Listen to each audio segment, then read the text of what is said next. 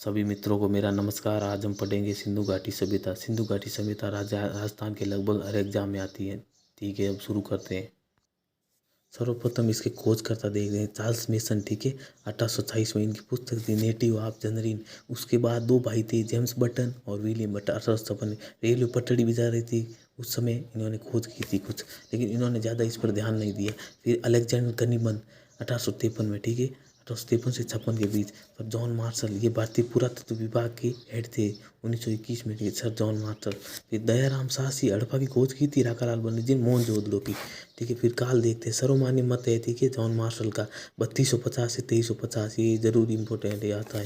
Doctor Agarwal ने बताया है कि C14 कार्बन 14 पद्धति के द्वारा 2300 से 1750 के मध्य काल हो गया। फिर देखते हैं इसका नामकरण। सिंधु घाटी सभ्यता के नामकरण इसलिए पड़ा क्योंकि सिंधु और सहायक नदियों के किनारे होने के कारण। फिर इसका नाम था सरस्वती सभ्यता, सिंधु सरस्वती सभ्यता, क्योंकि सिंधु और सरस्वती नदी के किनारे कुछ नगर बसे थे इनके सिंधु घाटी सभ्यता के।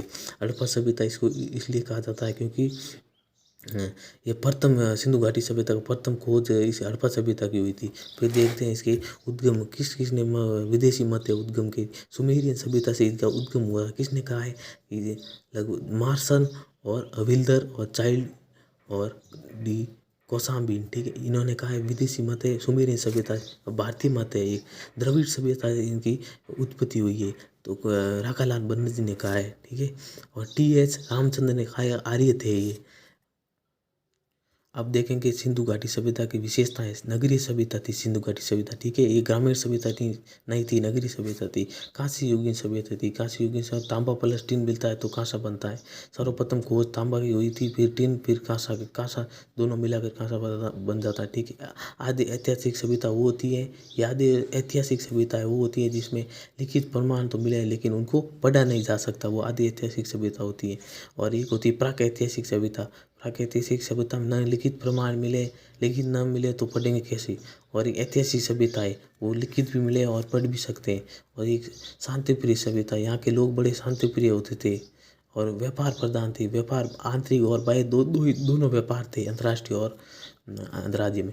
और विस्तृत सभ्यता थी, 13 लाख वर्ग किलोमीटर फैली सभ्यता, बड़ी विस्तृत सभ्यता थी ये। और राजनीतिक व्यवस्था ज़्यादा प्रमाण नहीं मिले राजनीतिक व्यवस्था की। आर्थिक व्यवस्था सुदृढ़ थी। ठीक है, और सामाजिक व्यवस्था में एक भाग दूरीकृत था पश्चिम में, एक अर्धदूरीकृत था। उच्च भाग था, उच्च स्थल था ये दूरीकृत वाला पश्चिमी, और पूर्वी भाग निम्न स्तर था। सांस्कृतिक व्यवस्था, संस्कृति के बारे में ज़्यादा भी जानकारी नहीं मिली है। ठीक है, सिंधु घाटी सभ्यता की विशेषता हो गई। अगले पार्ट में सिंधु घाटी सभ्यता की प्रमुख स्थल देखेंगे।